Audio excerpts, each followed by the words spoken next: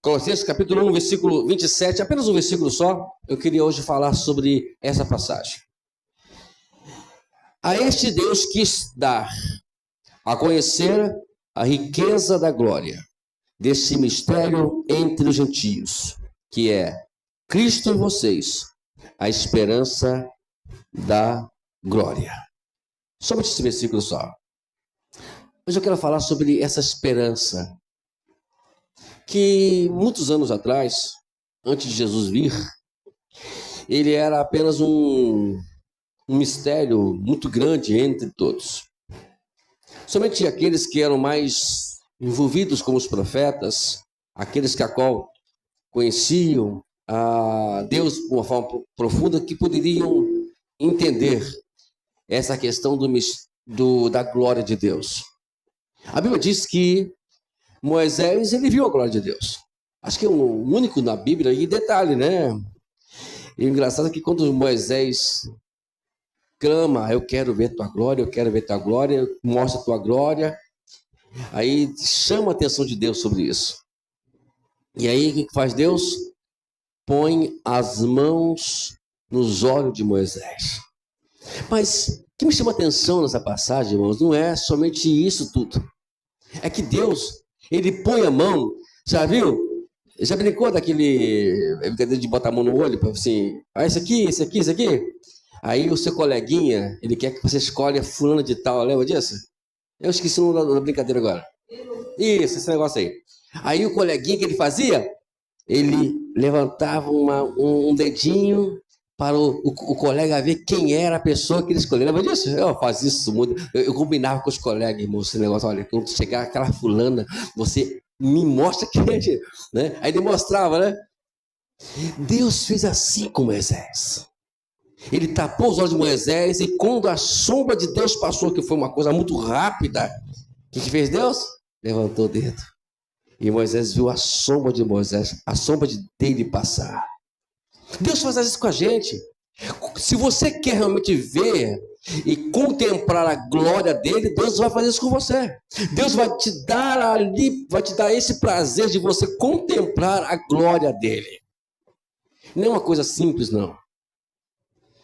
Né? Ver a glória de Deus, você tem que ter estrutura para isso. Né? Às vezes, como no caso de Isaías, ele quase perece. No caso de Ezequiel, desmaia. No caso de Daniel, ele fica doente. Alguma coisa vai acontecer conosco quando nós vemos a glória de Deus. Eu fico vendo aí, sabe, uma turma de gente que diz que Deus fala com ele, que Deus falou comigo, mas é pessoas que vivem de forma tão natural que, me perdoe, eu não quero julgar, sabe, mas a gente evita, né, cumprir a Bíblia, não julguei para não ser julgado, né, a gente evita isso, mas parece que é o bonito a gente julgar. Não pode Deus aparecer para pessoas que vivem de forma tão natural e dizem, eu vi Deus. Ninguém neste mundo que viu Deus foi mais o mesmo. Ninguém. Se lê na Bíblia. Todos aqueles que viu Deus verdadeiramente, a história daquelas pessoas mudaram. A forma deles pensar mudaram. O seu sentimento pelas pessoas mudaram. Tudo muda. Então, na verdade, o Antigo Testamento era um mistério. Esse grande mistério da glória de Cristo. E a pergunta que nós sempre quisemos fazer, o que é a esperança da glória? O que você poderia pensar sobre o que poderia ser a esperança da glória de Deus? Como é que é o nosso viver? Eu deixei algumas coisas aqui interessantes que eu notei aqui na casa.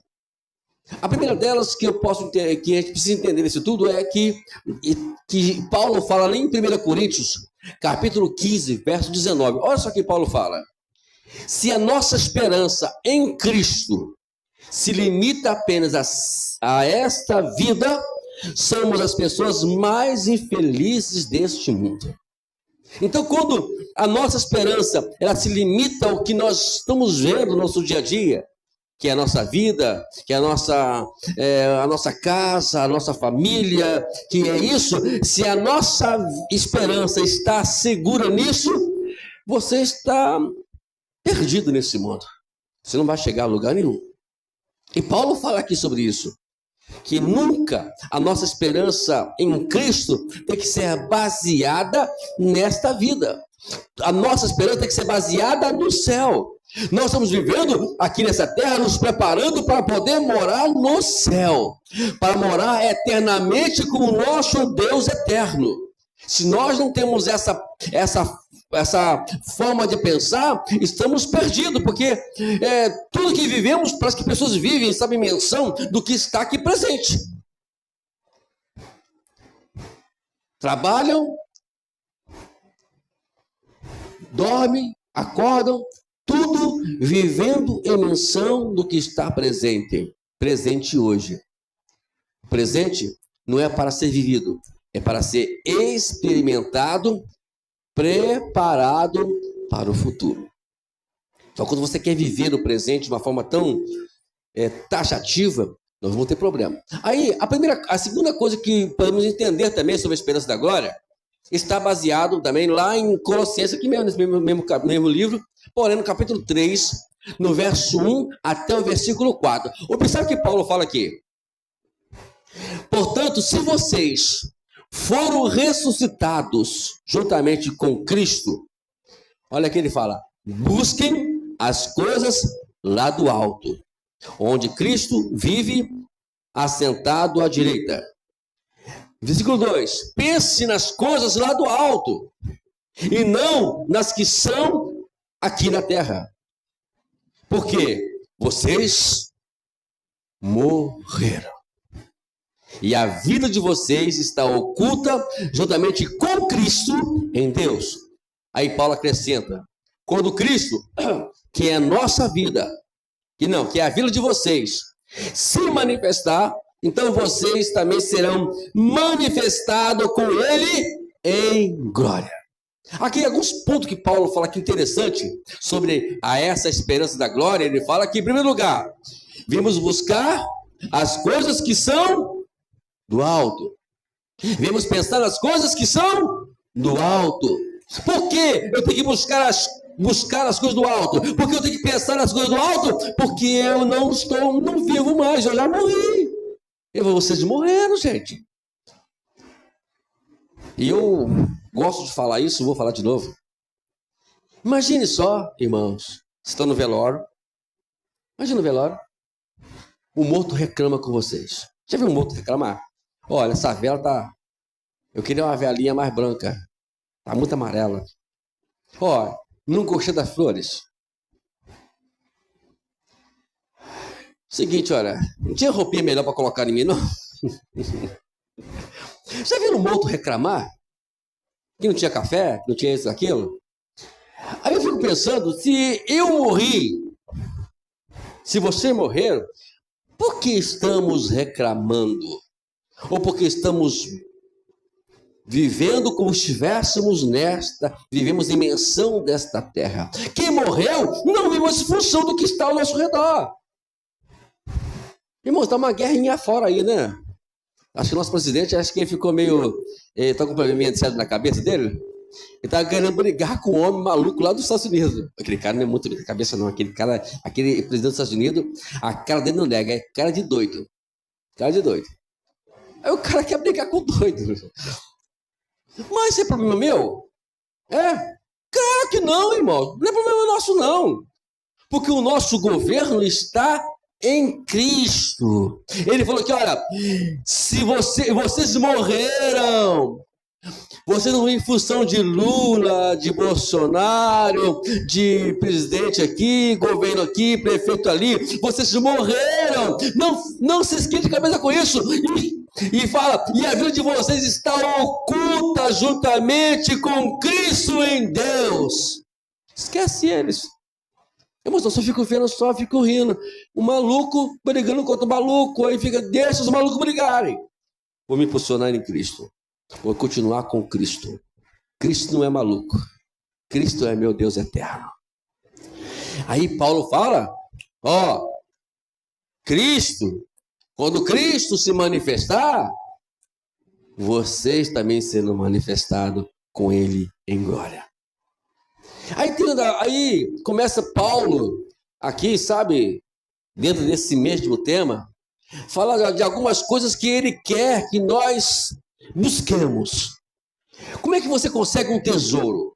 Vocês já viram como é que você consegue extrair ou ter uma pedra preciosa? Já, irmão Marcos? Para ter uma pedra preciosa, você ir até o ouro, o que tem que fazer? Para buscar uma água bem cristalina, o que tem que fazer? Tem que haver esforço. E tem que buscar isso com esforço, porque para poder... Eu morei lá em Teófilo Otoni, que é a cidade que lida com as pedras preciosas, e eu apurei muito. Um dia, irmãos, eu entrei num túnel lá que eles cavavam para buscar pedra. Irmãos, me deu fobia. Irmão, eu fiquei, né? Eu cheguei 3 metros, 5 metros que cheguei no túnel, eu voltei rapidamente. Me deu medo danado daquele negócio. Né? Tá lá. Para buscar o ouro, a mesma coisa, tem que cavar. Para poder buscar água cristalina, tem que cavar. E tem tesouro, e o tesouro da glória de Deus, que Deus quer que nós busquemos, nós temos que cavar, buscar constantemente. Isso não se faz apenas indo na igreja. Isso não se faz somente participando de alguns cultos. Isso se faz no nosso dia a dia, nos relacionando com Deus. Tudo depende disso. Irmãos, se você for olhar a Bíblia claramente, o capítulo 15 de João, um conselho que eu dou para vocês, leia esse capítulo com muita calma. Mas até aquela calma, que vocês, naquele dia, não tem nada para fazer. É difícil não ter, é difícil não ter fazer, mas vamos tirar um dia que não tem para fazer, mas vai encontrar, né? Aí vocês vão lá, ler o capítulo 15 de João. Ali Jesus descreve o que Deus quer com a gente. Ele quer se relacionar com a gente. É por isso que esse negócio de orar Pai Nosso, irmãos, não vem com essa não, irmãos. Eu não oro Pai Nosso. Não oro. Não adianta. Não consigo engolir. Pai Nosso que está no céu, santificado seja o teu nome. Irmãos, Pai Nosso não foi feito... Jesus nos ensinou ali para você descrever o Pai. É muito fácil, irmãos. Né? Eu me reuni com a turma, não quero me relacionar com Deus, eu quero usar, sabe, a oração escrita para poder dizer que estou orando. Isso se chama hipocrisia. Perdoe a minha franqueza. Se você for olhar a oração do Pai Nosso que Jesus ensinou, ele não é para você ler e orar, é para você entender o que é oração. Desde o início até o final, que são parece que 8 versículos, me fala a memória, ou 9, Jesus descreve como se relacionar com Deus, e nesse relacionamento vai sair uma oração espontânea, sem precisar fazer muita coisa. Você precisar ficar lá. Não precisa disso. Eu vou chegar lá ainda, que eu prometi para os irmãos que ainda vamos lançar no canal ainda, lá no nosso canal, sobre o oração do Pai Nosso. Eu só preciso de tempo, coisa que eu não estou tendo ultimamente. Mas estamos trabalhando e orando para isso. Então, relacionamento. Olha só, sobre os tesouros, olha o que Paulo ainda em Colossenses, capítulo 2, versículo 2 a 3, ele fala: faço isso para que o coração deles seja consolado, para que eles, vinculados em amor, tenham toda a riqueza da plena convicção do entendimento, para o conhecimento do mistério de Deus, que é Cristo. Eu ainda vou dizer o versículo 3 ainda, mas deixa eu falar aqui. Por que ele fala que Cristo é um mistério do conhecimento? Aí eu comecei, sabe, a analisar essa situação, amados. Por que Cristo é um mistério? Muitos de nós aqui, ainda para nós, Cristo é um mistério. Rola um pouquinho essa caixa para mim. Então dá a microfonia, rola um pouquinho. Cristo é um mistério, por quê? Enquanto a gente não viver a essência do que Cristo ensinou, ele vai sempre continuar sendo um mistério para a gente. Ele fala aqui, olha, entendimento do conhecimento do mistério de Deus. Cristo é o mistério de Deus. Por que o mistério? Porque muitos, às vezes, estão aí, sabe, falando de Cristo, pregam Cristo, mas na essência não sabe ainda o que é viver em Cristo. Justamente porque, muito prático dizer, o que é ser cristão? O que é ser cristão para você? Ah, pastor, ser cristão é estar em Cristo. Vou continuar a pergunta. O que está em Cristo para você? Ah, pastor, estar em Cristo é seguir a Cristo. Tudo bem. O que é seguir a Cristo para você? Está entendendo? As perguntas vão sempre evoluindo e a gente não vai sabendo responder. Se alguém chega para você hoje, para mim, para nós assim, irmão, fulano, ciclano, será o nome que vai falar, o que é viver em Cristo? O que você diria? O que nós diríamos para essa pessoa? De concreto, de objetivo, direto. Para ele entender por que eu sou cristão. Porque a primeira vez que a palavra cristão, tem duas vezes na Bíblia só, tá, amados? A segunda esqueci onde está escrito, mas a primeira dela está em Atos dos Apóstolos, capítulo 11, versículo 26. Foi a primeira vez que chamaram os apóstolos de cristãos. Mas aí, para você entender, você tem que ler o contexto, capítulo 11 todo. E você vai ver por que eles chamaram de cristão. Então, por isso que a gente, na verdade, antes de qualquer coisa, eu preciso entender. Para mim, não é eu não quero entender para poder pregar para o Silvio, não. Eu quero entender para mim porque eu sou cristão. Porque eu tenho que viver Cristo, porque eu tenho que... O que é viver em Cristo? O que é estar em Cristo? Porque a Bíblia inteira, desde do livro da Carta dos Romanos até Judas, as cartas, elas enfatizam sempre isso. Em Cristo, em Cristo, em Cristo, em Cristo, tudo em Cristo. Se eu não entender isso, tem 2 capítulos na Bíblia, interessante. Romanos 7 e Romanos 8. O 6 também, mas especificamente os 2 capítulos. Se ler o 6, para melhorar um pouquinho, ler o 6 também. Mas o 7 e o 8 é interessante os 2 capítulos. No capítulo 7, Paulo, ele começa a dizer algo assim. Tudo aquilo que eu quero fazer, que eu acho que é bom, eu não faço. Mas o que eu não faço, o que eu não gosto, o que eu não quero, eu acabo fazendo. Por quê? Porque, na verdade, nós sempre vamos manifestar algo vindo das nossas razões, dos nossos raciocínios. Quando, lá no capítulo, no final do capítulo 7, versículo 24, ele fala assim: miserável homem que sou, quem me livrará desta morte? Para os dizendo, eu estou morto. Morto para Deus. Eu não consigo enxergar Deus. Eu não consigo viver Deus. Aí no capítulo 8, aí entra aquela conjugação ali, né, da gramática, que eu não lembro agora como é que é o nome que dá isso. Eu sempre fui ruim em português, né?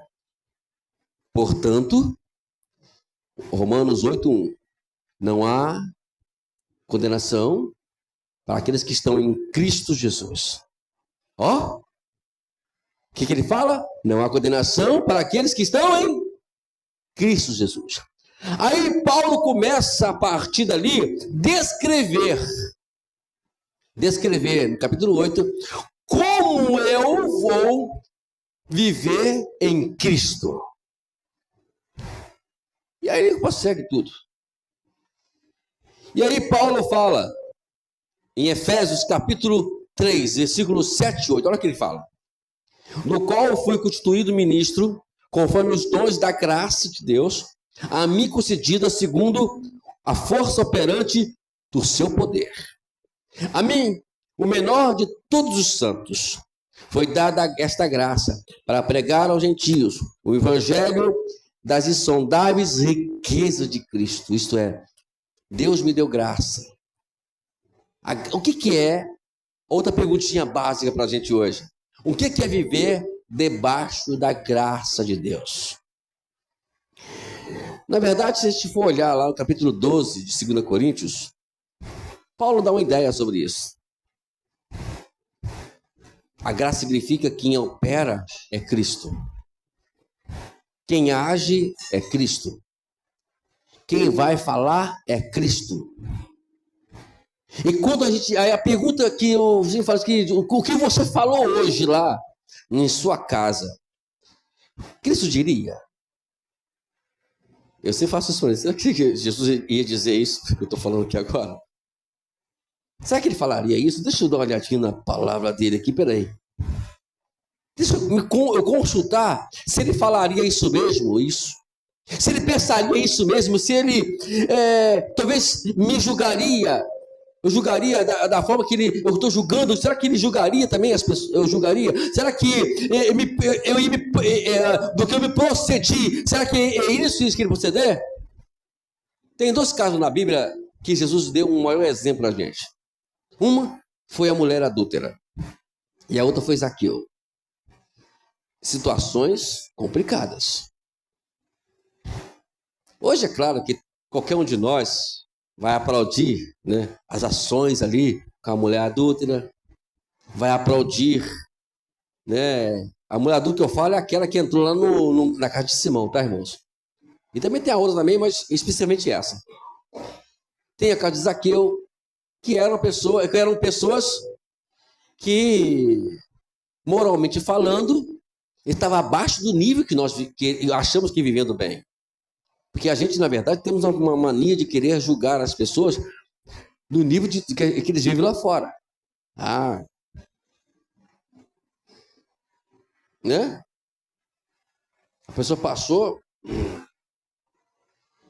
sem querer. Vivendo em nós mesmos, nós agimos assim. Sem querer, nós, às vezes, falamos, até discriminamos pessoas assim.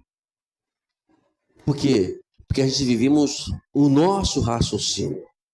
O de Jesus, não. Quando ele chega lá na casa de Simão, a mulher entra, invade aquela reunião, banha os pés de Jesus com aquele perfume caríssimo, e todo mundo discrimina. Se ele soubesse, eu sei que ela, eu sei disso, eu sei que ela é. Mas o que ela fez hoje sempre será lembrado. Zaqueu, desce depressa, hoje convém pousar na sua casa. Ele está dizendo o seguinte: você me procurou e eu vi, e eu vou entrar na sua casa, e eu vou abençoar a tua família. Então tem situações hoje que a gente, na verdade, agiria de forma completamente diferente. No caso daquela mulher que foi levada, agora vamos dizer no capítulo 8 de João, e pega em adultério. Hoje, quando alguém comete um pecado desse, a primeira coisa que a gente faz, o que é? Já fica irado com essas pessoas. Mas não quer saber, ou não quer buscar uma forma de querer trazer elas para Jesus. Todo mundo apedreja. Todo mundo quer apedrejar, todo mundo quer falar. A gente, na verdade, em vez de procurar amenizar a situação, nós, às vezes, julgamos mais e mais. Queremos dizer, mesmo, vamos tacar pedra nessa pessoa mesmo. Não merece o perdão de Deus, não merece a misericórdia de Deus. Quantas pessoas estão na prostituição hoje? E a maioria delas, eu vou dizer isso de uma forma bem ousada, a maioria dessas pessoas estão lá porque não tem uma saída da vida que elas acham que pode ter. Você hoje tem uma família, elas não tiveram. Algumas, é claro que estão lá porque querem mesmo, mas a maioria estão porque não tem saída. Estão presas dentro de um sistema espiritual demoníaco que o diabo aprontou para essas pessoas. e nós estamos agindo como aquelas pessoas jogando pedra. A pergunta que eu vou fazer, eu vou repetir a pergunta que eu fiz inicialmente. Será o que eu falei hoje, do que eu pensei hoje, do que eu agi hoje, do que eu fiz hoje, do que eu me senti hoje, será que Jesus faria isso mesmo? Será que é isso que Jesus faria mesmo? Às vezes esses dias mesmo, eu cometi eu fiz algo lá, sabe como é que é? Motorista sempre desliza, né? Tem jeito. Gente que dirige, depois fez Jesus, poxa vida. Eu sei que o senhor não faria isso. Eu dentro do carro, depois que eu fiz a bobagem, né? Buzinei. Me deu uma coisa em mim, o cara na minha frente, não deveria estar na frente, né? Aí eu fui, depois que eu parti. Será que o senhor faria isso, Jesus? Não, o senhor não faria isso. Eu estou um bagaço agora, Jesus. Estou triste porque eu não deveria ter feito isso. Não deveria. Me ajuda a vigiar a mãe nessa área assim. Eu sei que esses mal turistas de Itaguaí nos tiram do sério. Mas me ajuda a ser a diferença entre eles. Está entendendo? Não estou falando isso para poder chamar a atenção de ninguém, não. Estou falando que eu me policiei, eu olhei para mim mesmo e disse, meu Deus do céu, eu preciso tomar uma tendência na minha vida. O Senhor não faria isso. E a gente vive sempre em menção de querer esperar a glória de Deus, viver em menção daquilo que Deus tem para poder nos dar, que é a sua glória, mas nós estamos vivendo aqui, como nós lemos aqui, bem no início, né? A nossa esperança está em Cristo, sabe, se limitando às coisas desta vida, como diz Paulo lá em Coríntios, em 1 Coríntios 15, 19. E foi isso que estamos vivendo aqui, amados. A glória é para ser decifrada, revelada. Olha aqui, Romanos capítulo 5, versículo 1 e 2. Olha que Paulo fala, justificados, pois, mediante a fé, temos paz com Deus. Olha só, por meio de nosso Senhor Jesus Cristo, pelo qual obtivemos também acesso pela fé a esta graça na qual estamos firmes e nos gloriamos na esperança da glória de Deus. Enquanto você está debaixo da graça, quem fala é a graça. Não somos nós. Eu queria aconselhar os irmãos, quando os irmãos puderem um dia, irmãos, eu não li esse livro, eu estou no início desse livro aqui, do Philip Answer, O Eclipse da Graça. Incrível que pareça, me apaixonei pelo título do livro. E quando comecei a ler ele, eu estou mais ainda apaixonado pelo livro. Porque tudo que eu estou falando aqui agora, eu creio que está tudo dentro desse livro aqui. Eu li só um pouquinho, eu estou no primeiro capítulo ainda. Mas o que a graça quer ensinar para a gente é justamente, sabe o que é? É que nós precisamos viver debaixo dela. O que é viver debaixo da graça? É não olhar o que está lá fora, olhar o que está aqui dentro. É aqui dentro que tem que olhar. Porque se eu não olhar o que está aqui dentro, eu vou pensar bobagem, eu vou falar bobagem, eu vou agir deliberadamente, irresponsavelmente, irrefletivamente. Eu vou sempre fazer as coisas que não deve fazer. Mas quando eu entro debaixo da graça, muitas pessoas falam assim, eu estou na graça.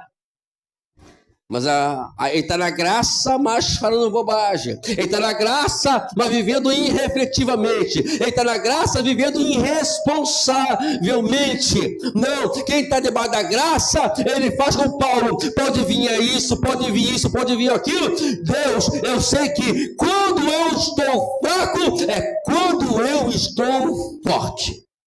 Eu estou debaixo da graça. Então, debaixo da graça, que diz o seguinte... Quem fala é Deus. Quem age é Deus. Quem pensa, todo pensamento é de Deus.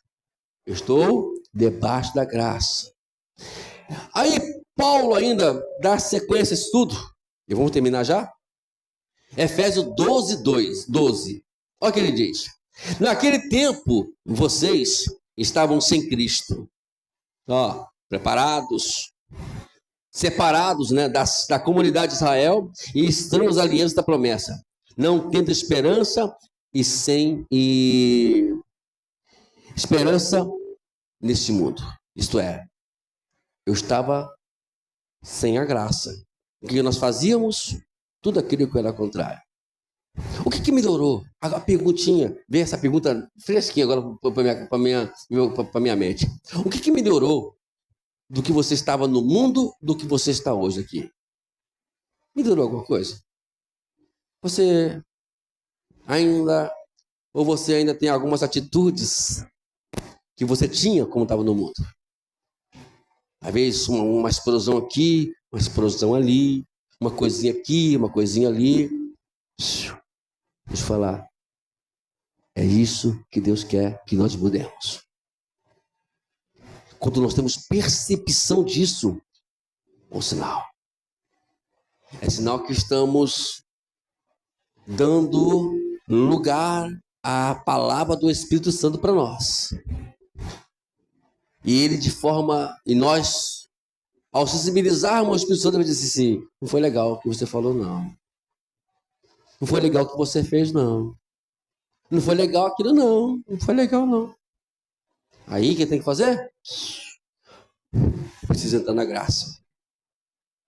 Deixa eu procurar aqui alguma coisa da graça de Deus para poder eu dar uma solução nessa situação da minha vida. As coisas têm que mudar. E nós estamos em processo, amados. O assunto de sexta-feira falou sobre nós vigiarmos na nossa soberba. Todos nós, sem exceção, até você que está me ouvindo, todos nós somos soberbos. Quem diz que não é soberbo, já está dizendo que é soberbo. Já começou, né? Só o fato de dizer que não é soberbo, já está soberbo. Todos nós estamos soberbos, então temos que matar isso a cada dia. Né? E só vamos fazer isso se nós vivermos debaixo da graça. Agora, como fazer isso? Paulo fala em Gálatas, capítulo 2, versos 19 e 20. Observe só. Dizendo Paulo, porque eu, mediante a própria lei, a fim de viver para Cristo, estou crucificado com Cristo. Isto é, eu morri com Cristo. Aí pessoas falam assim, Paulo, eu estou te vendo.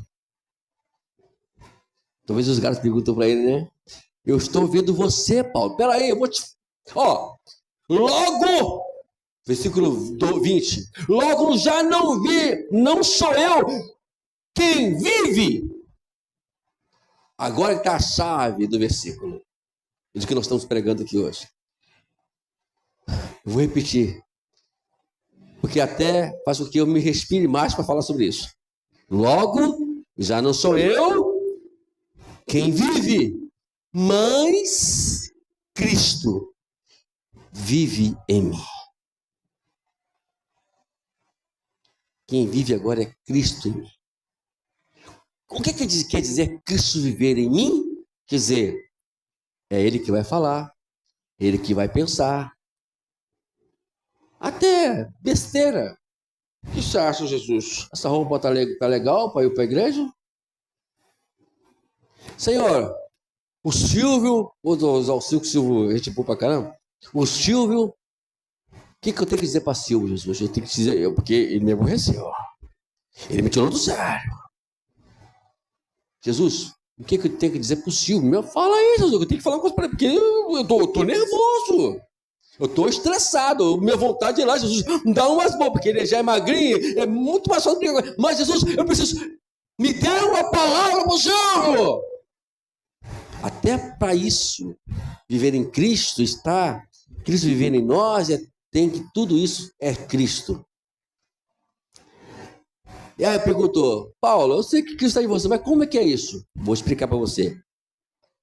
E esse viver, que agora tenho aqui na carne, sabe essa carne aqui? E vivo pela fé no Filho de Deus que me amou e se entregou por mim. Eu vivo agora pela fé. Aí, deixa eu voltar um pouquinho aqui. 2 Coríntios 4. Eu não coloquei no meu script aqui não, mas eu vou ler aqui agora. 4,16. Olha o que ele diz. Por isso não desanimamos, pelo contrário, mesmo que o nosso homem exterior se corrompa, contudo, não é nesse que eu queria ler, não, mas nosso exterior se renova dia a dia. Agora sim, versículo 17. Porque a nossa leve e momentânea tribulação produz em nós um peso de glória, acima de toda comparação. Agora é o versículo que eu queria dizer para os irmãos. Na medida em que não olhamos para as coisas que se veem, mas para as coisas que não se veem, porque as coisas que se veem são temporais, mas que não se veem são eternas. Enquanto nós ficarmos olhando por aquilo que está ao nosso redor e vamos olhar para as coisas que vão passar, mas quando nós tirarmos o nosso olhar e olhar para Jesus e Jesus falar para nós, vamos viver a eternidade aqui nesta terra enquanto estivermos vivos. É isso que Deus quer que nós vivemos. É isso, justamente isso. Enquanto nós vivemos em menção do que está aqui, amados, a gente vai sempre viver. E Deus quer que nós vivemos a esperança. E essa esperança quer dizer o seguinte: a cada dia é um momento de receber glória. E às vezes tem aquela situação que nós passamos de adversidades, e elas são justamente uma forma da gente enxergar que Cristo quer que nós mudemos. Deixa eu terminar essa nossa palavra com a perguntinha. Ou melhor, perguntinha não, com uma conjectura entre nós aqui. Quando nós passamos por luta, adversidade, tem aquelas lutinhas que você passa? Em vez de nós ficarmos reclamando, morto reclama, irmãos. Se está morto, não vai reclamar, né? Se você morreu, você não reclama mais. Então, a pergunta sempre na adversidade não é: por que eu estou passando por isso? Não sei por quê. O que eu fiz? Não, muda a pergunta. Senhor, o que o Senhor quer mudar em mim? Porque sei que o que eu estou passando é uma forma de me explicar que eu preciso mudar alguma coisa em mim. Toda vez que você orar dessa forma, a gente vai nos direcionar à eternidade. Quando eu dizer que eu estou assim por causa disso e racionalizar as minhas diversidades, eu estou vivendo ainda nessa carne. Viver em Cristo, irmãos, a esperança da glória é justamente isso. Eu não poderia deixar de concluir, já esquecendo já, lendo Romanos 8,18. É uma passagem magnífica. Olha o que Paulo fala aqui em Romanos 8,18. Para mim, tenho por certo que os sofrimentos do tempo presente não podem ser comparados com a glória a ser revelada em nós. Você vive na esperança da glória? Então, permita que as tribulações do tempo presente ela nos conduza, ou nos conduz a uma grande revelação. Todos nós pedimos, Senhor, me revela-me, Senhor, a tua palavra, me revela o Senhor. Deus só tem uma forma de nos revelar até nós. Ele vê que a única forma de revelar até nós, sabe aonde? Nas adversidades. Não existe outra forma. Deus nunca, na Bíblia, nunca vou encontrar, nunca na Bíblia. Eu tentei achar isso, não achei. Tentei estudar sobre isso, também não achei em lugar nenhum. Deus se revelando a bonança de alguém. Não. Vamos começar com o pai da fé, Moisés, Abraão. Como é que Deus se revelou a Abraão? Em meio às diversidades. Como é que Deus se revelou a Moisés? No meio às diversidades. Como é que Deus se revelou a Davi? Porque até então Davi foi ungido lá na casa dele como o rei de Israel. Mas ele, na verdade, quando Samuel foi embora, as coisas parecem que ficou por isso mesmo. Não é assim que parece? Deus, não. Vou dar um jeitinho para poder ele saber quem eu sou na vida dele. 10 anos de perseguição, ou mais 10 anos de perseguição por Saul. Deus se revelou a ele. A igreja primitiva, a ordem era pregar em Jerusalém, depois começar a sair, né? O que eles fizeram? Amaram ficar em Jerusalém. Gostaram demais. Aí Deus falou assim, olha, eu acho que eu vou me revelar a eles. Você está entendendo? Eu vou me revelar a eles. Está pedindo revelação aí, irmãos? Vou me revelar a eles. Enviou perseguição. Deus se revelou. A única forma de Deus se revelar a nós é em meio às adversidades. Sabia que já parou para pensar que quando você falou assim, Senhor, dá-me da tua revelação, no dia seguinte você passou por luta? Então, é assim que funciona o negócio. Quando Deus quiser se revela, quando você passar por luta, lembra disso que eu falei para você aqui hoje à noite. Está passando por adversidade? O bicho está pegando para o teu lado? Levanta a antena espiritual. Opa, peraí. Deus quer se revelar a mim. Intermédio desse problemão aqui. Então vamos procurar onde está Deus, né?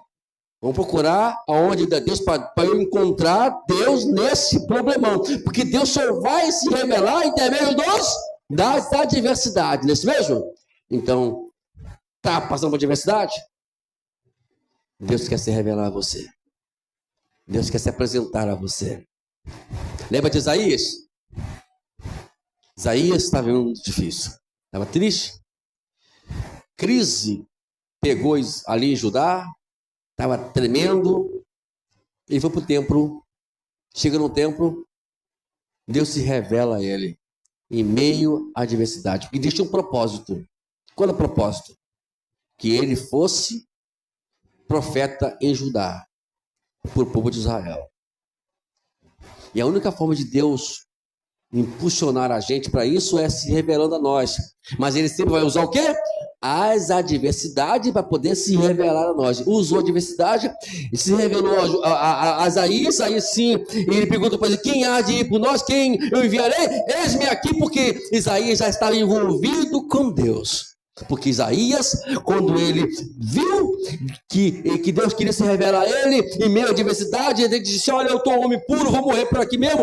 Aí Deus tocou nele, ele foi, agora, se eu fui tocado, Deus quer algo comigo, eu vou me posicionar. Se posicionou.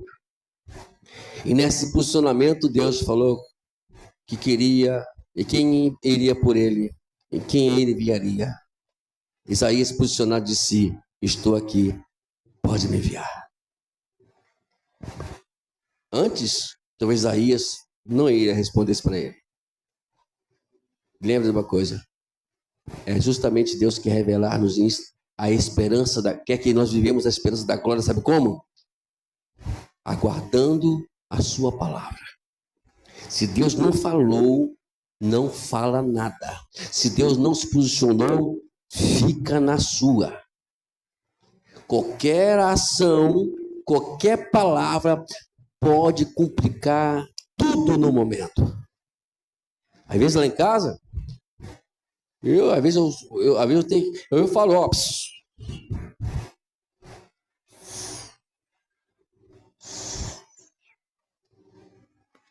deixa Deus falar.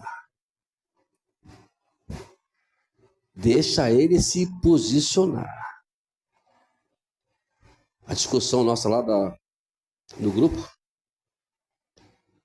eu falo a verdade, Ramon, tem coisas que me deixam, sabe, irmão Vânia, irritado, sabe?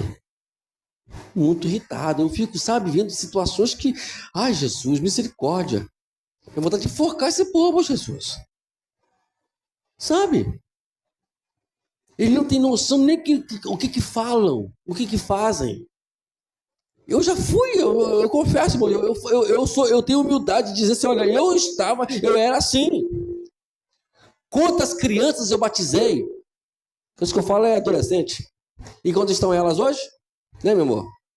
Onde estão elas? Todas elas no mundo.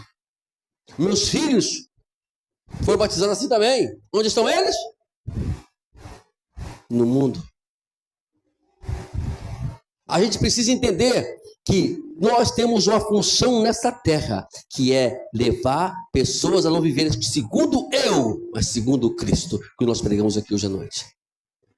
Enquanto nós não adotarmos esse sistema bíblico, pode fazer aquela fila de 1000 pessoas batizando. Não adianta nada, amados. Que adianta encher a igreja? Se eles não vão para o céu. O que adianta? Você encher a igreja com pessoas que a qual não tem noção de nem quem é Cristo. E nós precisamos fazer com que as pessoas entendam, não na forma teórica, mas na prática, viver a essência de Jesus aqui nessa terra. Essa é a diferença. Eu lendo esse livro aqui, eu encontrei algo muito importante aqui, interessante. É que eu gosto de compartilhar tudo aquilo que eu leio, amados. Eu tenho que compartilhar isso para os irmãos também nessa noite. Interessante é que diz aqui. Peraí, irmãos. Achei. Olha o que diz aqui o autor Philip Anson. Duvido que Deus contabilize as discussões em que levamos a melhor. Deus pode, de fato, levar em conta o nosso modo de amar. Quando eu pergunto, diga-me a primeira coisa que vem à mente quando menciono a palavra cristão. Jamais alguém sugeriu amor. No entanto, há alguma dúvida? Não há dúvida de que a resposta bíblica é apropriada. Como eu os amei. Vocês devem amar-se uns aos outros. Ordenou Jesus ao seu discípulo na última ceia. Ele disse que o mundo saberá quem somos cristãos. E ainda mais, saberá quem ele é quando seus seguidores estiverem unidos em amor. Como é que eu vou apresentar Cristo? O verdadeiro evangelismo, irmãos, eu já fiz isso, eu sei que os irmãos gostam de entregar folheto, não estou falando que seja errado. Chegar ali, tal, mas o verdadeiro evangelismo, ele é expressado e não falado.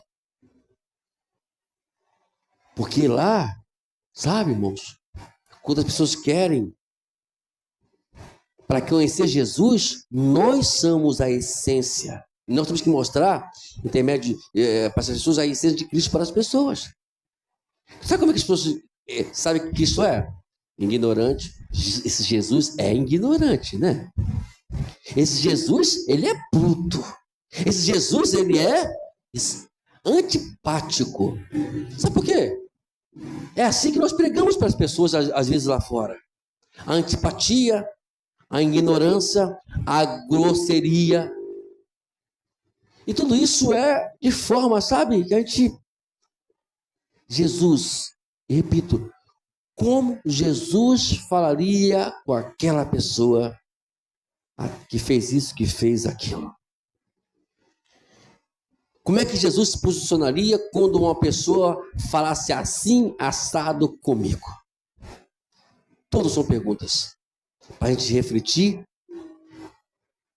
porque o povo só vai saber que a igreja é de Cristo se nós expressarmos Cristo para eles lá fora.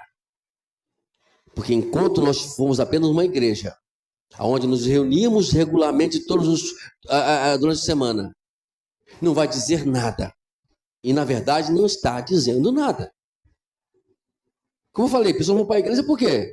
Porque o Silvio é bacana. Ô, Jesus Silvio, gosto da irmã Rosângela. Gente boa pra caramba, né? Gente muito boa. Eu vou na igreja, eu vou ser crente por causa da irmã Rosângela. Muito gente boa, gostei dela pra caramba.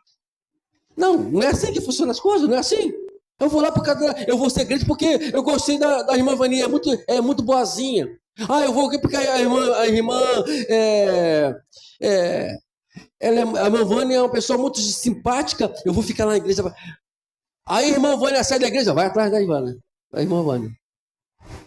Aí o irmão Silvio não é mais crente, também não vai ser mais crente mais. Entendendo? Porque nós não expressamos Cristo para as pessoas. Quando eles olham para a gente, e nós precisamos mudar isso. Ele não pode ver o Wagner. Ele não pode ver você. Ele tem que ver Jesus em você. Lembra que nós falamos aqui? Vocês morreram. Paulo falando lá em Colossenses 3, versículo 3. Vocês morreram. E a vida de vocês está oculta. O que é algo oculto? Não se vê. Ninguém pode ver você.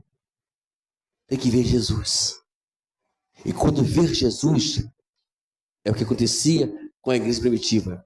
Eles viam Jesus na igreja primitiva. O que acontecia? Eles se convertiam. Precisamos mudar isso. Se nós queremos ver almas, precisamos mudar. Se nós queremos ver vidas sendo conquistadas por Cristo, precisamos mudar. E assim vamos chegar até lá em nome de Jesus. Amém? Vamos para o Senhor nessa noite? Vamos?